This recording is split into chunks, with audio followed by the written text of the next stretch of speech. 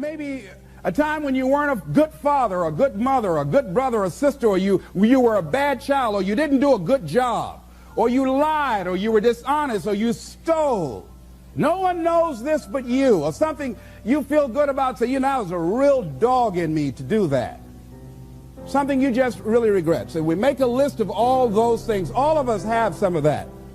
Somebody say there's some good in the worst of us and some bad in the best of us. So none of us escape. Now here's something I want you to do. I want you to become involved in an active process to get some clutter out of your life. So if there's any area in your life that you need to clean up, start working on it. I'm going home tonight to clean my closets. Any of you got any cluttered closets? Oh, raise your hand, please. Good. Let's go home. Let that be our task this week. See, the first law of the universe is order. Go home and clean the closet out. Get the clutter out. Start letting some of this junk go to make some room for something else. Do that with people. There's some people who's cluttering up your life. They serve no purpose whatsoever. They're just holding and occupying the space that somebody useful, positive, nurturing, and contributing could be holding that space. You don't even have time to look to see what else is out there because you all have all of these people surrounding you that's not enabling you to grow. So look at what is it I need to get out of my life. Just start cleaning this stuff out. Getting the drawers together, your dresser drawer, just getting stuff together. Just get them together. Maybe your car. I got to clean my car too. Got a lot of stuff in there. I live in my car. You know, can't put anything in my trunk. I got all kind of little things back there. 2 of my children back there in the trunk, you know.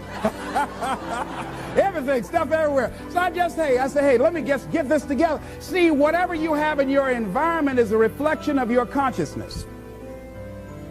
So you got all that chaos there. That represents some disorganized, cluttered section of your mind. So let's get all that out of there, all right? Work to get that out, clean that up. Anybody that you feel very strongly about, have some negative feelings about, let's look at some good reasons to forgive them. Number one, you must try and see what has happened or see things from that other person's point of view. Let's look at it from their point of view. That's one area. That's number one. Then number two, holding a grudge hurts you. It doesn't hurt them. So just for good health and peace of mind, let it go. Any feeling of resentment or anger or hatred is called to me the load of bitterness within. Every thought that we entertain produces a chemical in our brain that impacts the body's immune system. And besides, this person you're hating, they probably are not even aware of it. It's someplace having a good time. Don't even know you're really hating them. You've turned up the steam. Gone from dislike to hate, intense hate. And here you are killing yourself, making yourself vulnerable to various types of illnesses, putting yourself in bad health. And I say that person is not worth your sacrificing your health or 1 minute of peace of mind. 1 minute of anger robs you of 60 seconds of happiness. So decide it doesn't matter. Let it go and experience the dignity and the magnanimous sense of character of being big enough to move on and get on with your life. Letting it go so you can grow. Next step. Lack of self-acceptance. How does it show up? How does it manifest itself? See, all of us have greatness within us. But when you don't come to grips with your greatness and you don't work to develop it, if you're not seeking it out, if you're not finding where it is, if you're not trying to locate it, if you're not experimenting with your life to try and find out what fits for you, I'm saying that you're positioning yourself to be a miserable person, an unfulfilled person. How else do we do it? Procrastination. We just put things off over and over and over again. Why? Because we haven't accepted it. We don't feel deserving. We don't feel that we're good enough. So we sabotage ourselves by not ever taking care of business. We get real busy doing a lot of things where we don't have any time. Well, I'll never forget Og Mandino in the book called University of Success. He said many of us never ever discover our greatness because we become sidetracked by secondary activity. We start doing so many things, we just give our time away until we don't have any time for ourselves or any time to do the things that we want to do. And every time you put it off and move it back, oh, I'll do it one day. Oh, yeah, I'm going to get to it. I'm saying to you that one day you look around and there goes a year, there goes 2 years, there goes 3 years. So if there's something you want to do it now. Do it right now. Don't put it off. Start right now where you are. There will never be a perfect, ideal time. Whatever you have going for you right now, that's enough. Work on that idea. Work on it, work on it, work on it. Another way in which it shows up, and that is that because of the relationships we form, people we have around us. Thinking about two guys. Larry Littles, he went to Bethune-Cookman College. He was a football player at Booker T. Washington High School, where I graduated from. Larry ended up playing for the Miami Dolphins, became an all-star offensive guard. Great guy. Larry really wasn't the most talented guy in that position at Booker T. Washington High School. There was a guy named Willie Covington that was far more talented. He was stronger physically. He was faster. But Willie Covington never, ever made it out of high school. Why, Les? He started running with the wrong crowd. Big Cub is what we called him. Started running with the wrong crowd, and those people led him to the penitentiary. And ultimately to a premature death. Got the word a few months ago he was shot and killed in Liberty City on 62nd Street, where I was born on the floor, my twin brother and me. Willie Covington had great talent, great potential, running with the wrong crowd. Watch out with the relationships you have. What kind of person are you becoming because of the relationships that you have right now? Do those people contribute to you? Do they help you grow and develop yourself? What kind of person are you becoming? People who have not accepted greatness for themselves, these people don't study, ladies and gentlemen. These people don't study. They don't have time for personal growth and development. They don't have time to work on their minds. No, they don't have time for that. Too busy for that. People can affect us.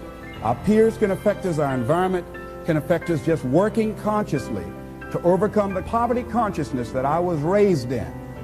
The feeling constantly of saying, Les Brown, you deserve this. There's no need for you to be afraid.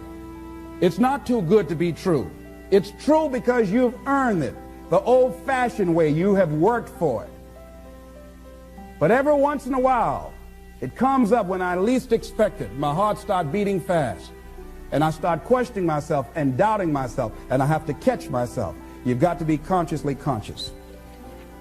So let's look at how we can begin to evaluate our self-esteem, our self-approval. Number one, to determine the height of your self-approval, it's important that you evaluate yourself, because you know you quite well, but it's almost impossible to do it totally by yourself. You must get some caring feedback.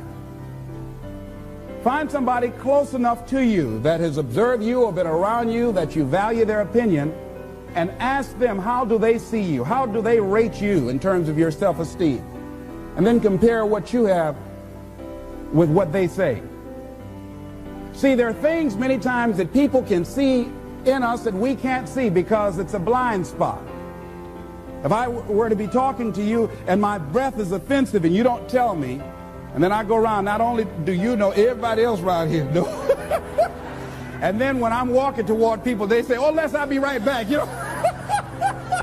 And I don't know why people say, well, Les, we thought we wanted you to come to the party, but you can't come. Now, all you have to do, just tell me, say, Les, you need to gargle with some ammonia or something, you know? Have you ever smelled someone's breath and didn't tell them? Raise your hand if you know what I'm talking. So we all have those blind spots. We have those areas of our lives that we need to get some caring feedback. We need some coaching. We need someone to let us know that. And now, why don't people just volunteer that? One, they don't want to hurt your feelings. One, they don't want to embarrass you. But see, there are some people you know they don't want to hear it. They're going to argue with you. They're going to become defensive. If you're one of those people, just decide to shut up and listen. Next thing is, a good barometer to check out how you feel about yourself is how well you handle compliments. When someone pays you a compliment, can you handle it well? Lady was coming down the hall. They said, oh, what a beautiful dress you have. Oh, it's nothing. I caught it on sale. Nothing. No, I didn't ask you, did you get that on sale? I just said, it's a beautiful dress. Can you handle compliments well? That's a good barometer about your self-esteem. Can you handle criticism well? Can you give criticism? Next thing is, what are your expectations? What do you expect to get from life? What do you expect to get from your business? What do you expect to get from your relationships? What is your ideal day? What is it that you expect from this experience, this trip, this journey that you're involved in? People that have a strong sense of self-approval, they have high expectations for themselves and from life and from others. See, a lot of people don't expect much from life. So they don't shoot for much. They're not preparing for much. A lot of people are just showing up in life. A lot of people just get up in the morning and they go through the day, they go to the job just to pull a check down, watching the clock coming in. So you want to be a different kind of person as you forward your life. You want to get something out of this. If you're going to do it, it's worth your time, your energy. You've got some expectations from this. I do not let people waste my time. Someone want to meet with me, excuse me, what is this dealing with? I want to get to the bottom line. Because if it does not measure up to my expectations, I'm not going to invest my time. I don't have the luxury to waste time. I'm expecting some great things from life. And so I have to spend some time working on myself and developing myself. So examine your expectations versus your wishes. Some people wish they could do better, but some people expect to do better. Where are you on that?